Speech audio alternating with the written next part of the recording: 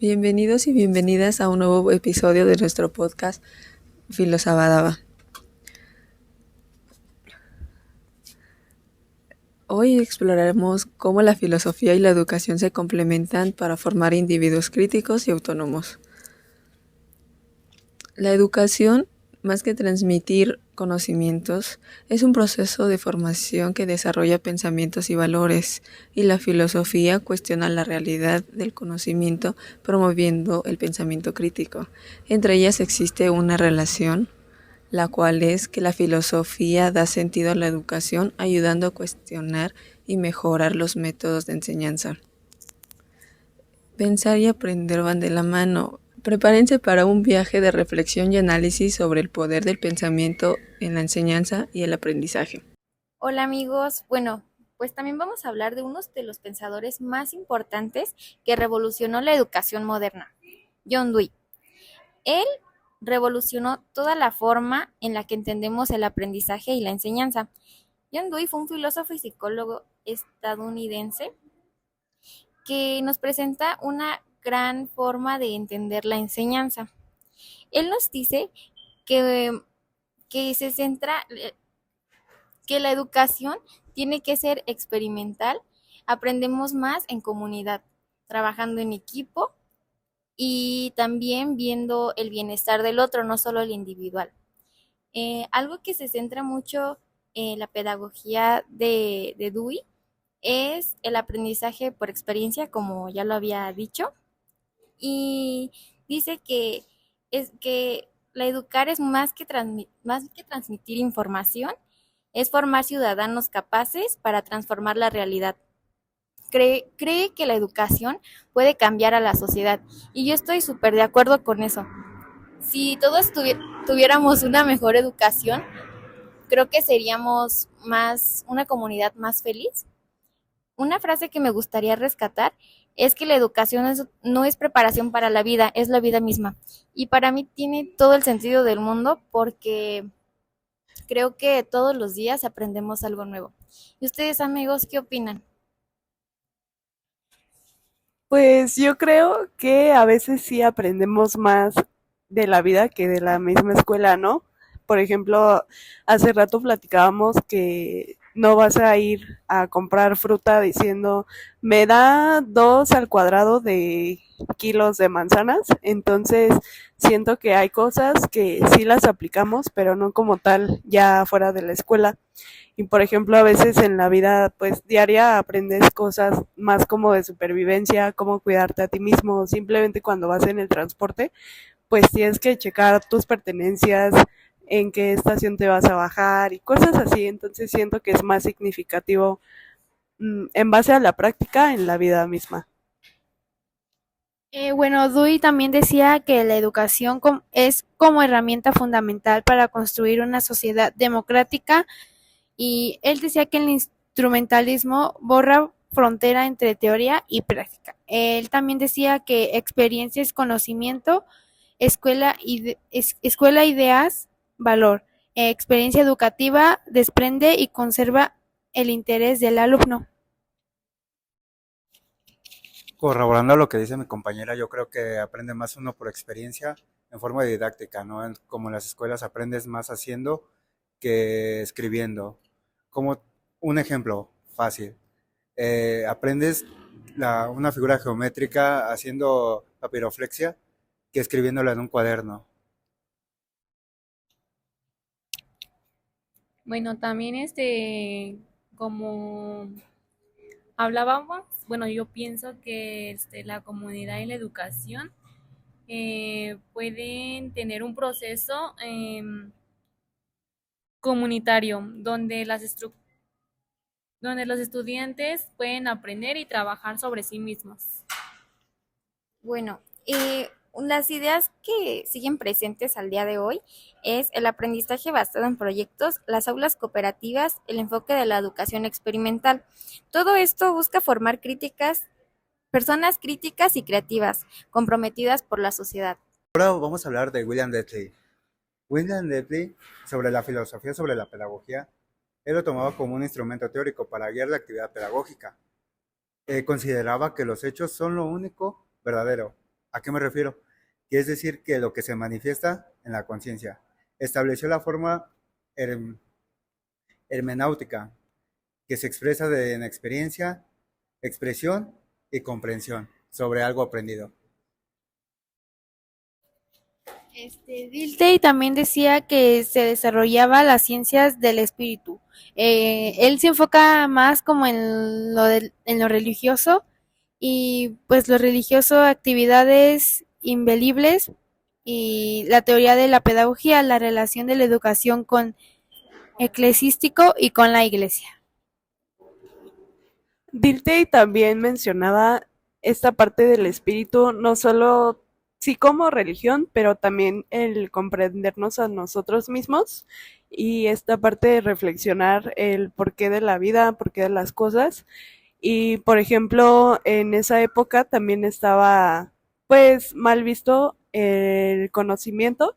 Sin embargo, Dilthey pues lo asocia, como ya lo hemos mencionado anteriormente, con el espíritu para poder pues comprender más que nada lo que estamos aprendiendo y poderlo aplicar en la vida y en la vida pues externa a nosotros y nosotros como persona, como ser individuo. También nos habla de una educación como un proceso de formación, donde los estudiantes deben ser guiados y bueno, ser guiados para su desarrollo propio de capacidades. Al igual que con el autor pasado, es un aprendizaje por experiencia. Bueno, también como dice, la herramienta hermenéutica es el símbolo de escritos bíblicos interpretados del espíritu de las vivencias. Y bueno, él decía que familia es comunidad y Estado es iglesia. Ok, hasta aquí por el tema de John Dewey y de William Bentley. A ustedes les pregunto, ¿qué teoría se les hace más compleja para abordar sobre la pedagogía? ¿A cuál nos apoyaría más? Pues creo yo que es más complicada la de Dilthey porque siento que involucra mucho a la parte religiosa y siento que a veces no es pues tanta esa área porque no sabemos, como lo hemos dicho en otras clases, si existe de verdad o simplemente no se pueden relacionar pues ambas. Entonces siento que es más fácil la de John Dewey porque es hacia la experiencia, pero nosotros como humanos. Bueno, a mí se me hace más fácil la de Dewey porque como que se enfoca más en el aprendizaje, en cómo experimentamos hacia una comunidad, cómo trabajamos en equipo y la de Dilthey como que se enfoca más en la iglesia y en la religión y sí es más complicado aprenderse o tener el conocimiento de algo religioso a algo en aprendizaje sobre todo. Pues creo que las dos son muy completas. Bueno, me parece muy bien porque, bueno, nos propone la de Dilthey una educación para formar a los ciudadanos y creo que es igual de importante que el anterior porque si no nos formamos como personas buenas que apoyen a la sociedad, creo que estamos fracasando como sociedad. Entonces creo que me parece muy importante las dos teorías y creo que podemos rescatar varios puntos de las dos para ser buenos ciudadanos y convivir en paz. Bueno, también podemos explicar que Dulten argumentó que las ciencias naturales buscaban explicar los fenómenos mediante leyes universales. También mientras que las ciencias del espíritu buscaban comprender y explicar cómo dentro de sus contextos históricos y culturales. Bueno, yo les hablaré sobre Paul. Él era un filósofo y pedagogo alemán. Eh, Él fue uno de los fundadores de la escuela neocantiana. La escuela neocantiana criticaba la razón porque analizaba los límites y condiciones de la razón humana y el rechazo al positivismo. El positivismo es verdad o conocimiento que se obtiene desde la experimentación o experiencia. Se decía que el fenómeno es el mundo tal y como aprecias. Y la palabra cómo es cómo yo aprecio o cómo trato de interpretarlo. Y noumeno es el mundo tal y como es, sí mismo es como es. Y bueno, yo les tengo una pregunta que es, ¿qué teoría apoyan más, fenómeno o noumeno? Ay, es que siento que las dos son importantes, pero no sé, a veces no sabemos en realidad si nuestra realidad que nosotros pensamos, pues es verdad, ¿no? Entonces, las dos, fenómeno porque cada quien percibe el mundo de distinta manera, tal vez para Toño no es el mismo color que está ahí atrás, yo lo veo más fuerte, él lo ve más claro, pero en nómeno, pues el mundo pues es como es, ¿no? O sea, ya está hecho, ya es algo que existe, algo que de verdad se ve, porque pues percepción nosotros nada más lo vemos con nuestros ojos y los demás no pueden ver pues en nuestros mismos ojos, y en nómeno pues es algo que todos sí podemos percibir y es algo, pues sí, algo que existe, algo que ya está hecho, que ya está dicho, que ya está construido. Entonces, de mi parte, yo apoyo a las dos. Creo que por eso este autor nos dice que debemos también trabajar en el desarrollo moral e intelectual para también comprender cómo ven las demás personas el mundo. Creo que, bueno, él decía que la educación debe lograr un desarrollo integral, no solo conocimientos, sino también valores éticos y capacidad crítica. Tenemos que ser más empáticos porque no todos tenemos la misma realidad. Una frase, pues, clave sobre esta teoría es que toda educación es educación de la comunidad y para la comunidad. ¿Ustedes qué opinan sobre esta frase? Pues compañera, cuestionando tu frase, yo creo que tiene es algo interesante ya que hay que descubrir la realidad aunque sea pesada, tenemos que percibir las cosas antes, ¿no? De ver la realidad. Y yo creo que es base de la experiencia también. Pues, también podemos ver que la educación no solo es buscar informar o preparar a las personas para vivir y colaborar con la sociedad. Bueno, como conclusión, la pedagogía de Paul se considera pedagogía social porque pone en énfasis en la formación del individuo como parte de la sociedad. Paul como solo hablaba, se enfoca más en la sociedad, en cómo percibimos nosotros y cómo percibe la demás gente. Bueno, pues también la antropología de la educación es la rama específica que analiza cómo las culturas incluyen en la educación y cómo las prácticas educativas varían en diferentes contextos sociales. También están profundamente conectadas, ya que la antropología estudia las diversas culturas, los procesos de la socialización y las formas en las que también los seres humanos aprenden y transmiten conocimientos. Bueno, antropología su significado es antropo es hombre y es ser humano, y logía es logos y estudio. Logión es ciencia mosística. El maestro nos había explicado sobre la de biopsicosociología y También vimos un concepto de otredad, no es de otro, sino como algo que la gente no conoce, que, o sea, es algo desconocido, pero también se les hace raro. Y poníamos, por ejemplo, en la plática pasada, un ejemplo de las personas, ¿no? Por ejemplo, las personas que tienen tatuajes, para las personas que son, por ejemplo, de la tercera edad, pues se les hace como raro, ¿no? Así como de, ay, es que, porque tiene tatuajes, ¿no? O tal vez lo definen como un delincuente, pero en realidad, pues es alguien diferente a la sociedad, simplemente que tiene tatuajes y eso no lo define como persona. Rescatando el tema que tomaste, compañera, eh, yo creo que sí, de antropología yo creo que es descubrir el mundo desconocido. Más que nada, ¿por qué? Porque estamos acostumbrados a vivir algo cotidiano, algo normal, que cuando vemos algo anormal, se podría decir, nos sorprendemos mucho.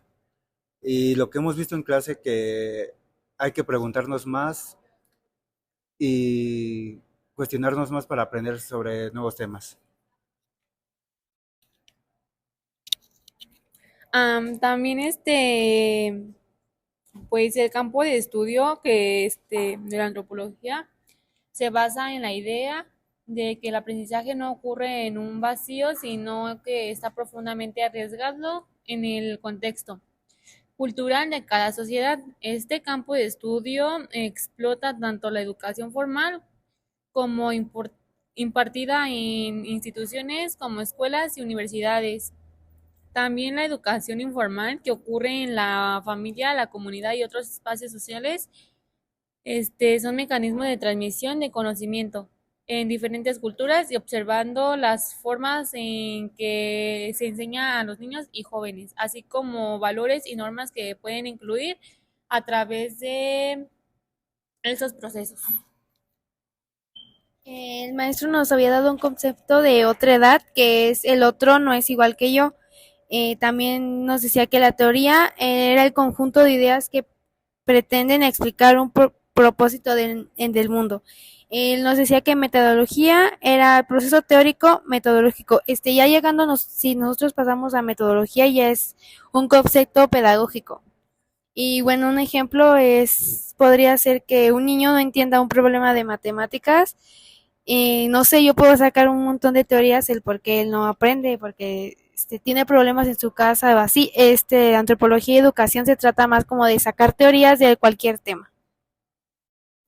Bueno, pues ahora yo les voy a hablar sobre las disciplinas filosóficas y el fenómeno educativo.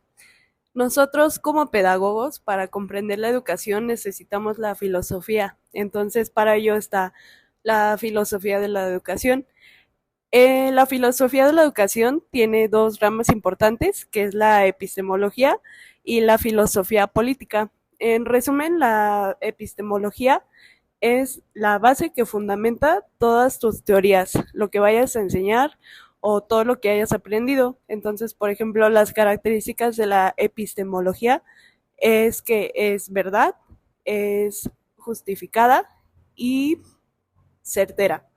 Entonces, para esto, pues yo tengo un ejemplo de que, por ejemplo, los niños les puedes decir, existen los Reyes Magos y ellos te van a creer porque son niños, o sea, los niños pues son muy inocentes y cualquier cosa que tú le digas se la van a creer. Entonces, siento que nosotros como parte ética está esta postura de decirles y enseñarles cosas que sean pues de verdad algo realidad, ¿no? Y la filosofía política no es como política de ay gobierno, ¿no? Sino el proceso de reflexionar y también llegar a acuerdos. Yo tengo un ejemplo para esto, que es cuando vas a un concierto, por ejemplo ahorita que está el Vive Latino, que vas con tus amigos, pero hay una banda que les gusta a todos y otra al mismo tiempo. Entonces dicen, pues bueno, vamos la mitad, media hora con DLD y media hora con división minúscula.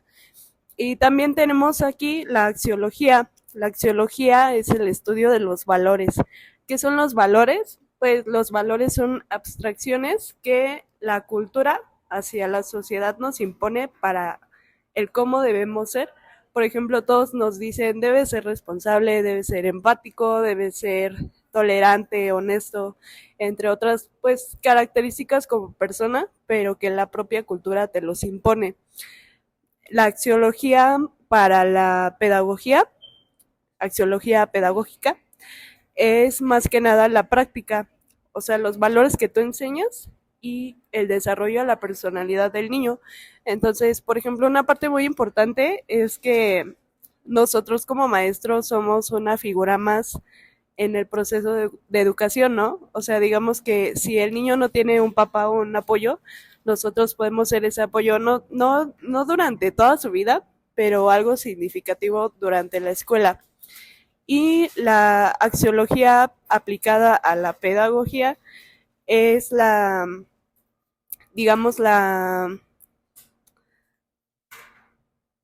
esa parte como de la planeación de tus clases, la que estudia los objetivos tanto en valores y a dónde queremos llegar.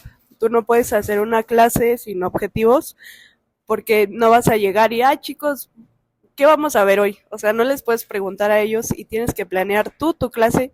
Para eso son los objetivos. Los objetivos son muy característicos por el verbo en infinitivo, por ejemplo, identificar, luego el para qué y el con qué. Y en ese ejemplo yo tengo también esta parte de la evaluación académica, que un examen no define tu conocimiento porque solo estás escribiendo y de hecho no sabes si la persona que sacó un 5 pues tuvo ayer una noche muy pesada, un problema familiar y personalmente a mí me pasa que los exámenes a veces no me va bien porque yo soy muy nerviosa, entonces como que eso influye mucho, pero si tú me preguntas algo te lo puedo decir, entonces siento que es como no tan benéfico el hacer siempre un examen escrito para que puedas pues evaluar bien a tus alumnos, ¿no? Y yo les tengo una pregunta que es ¿cómo ustedes aplicarían la filosofía política en su vida diaria?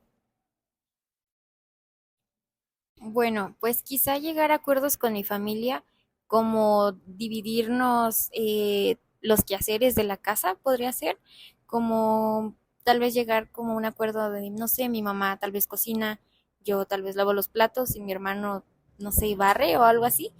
Creo que eso es llegar a un acuerdo y tener una convivencia sana para no tener conflictos con ningún integrante de la familia. Bueno, yo cómo lo llevaría a cabo en la vida cotidiana. Sobre mi familia también, sobre lo que debo de hacer y son mis deberes, tanto como de hijo y como hermano, ¿no?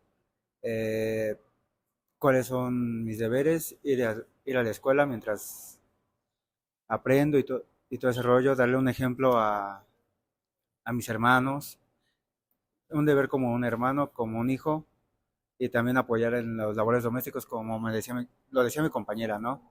A ayudar en los labores domésticos con mi mamá, eso nos haría una mejor persona.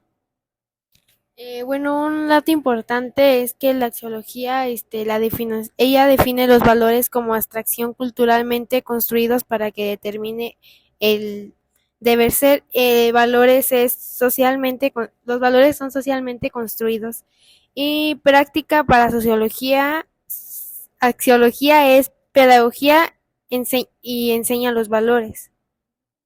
Pues bueno, ahora pasamos a las conclusiones.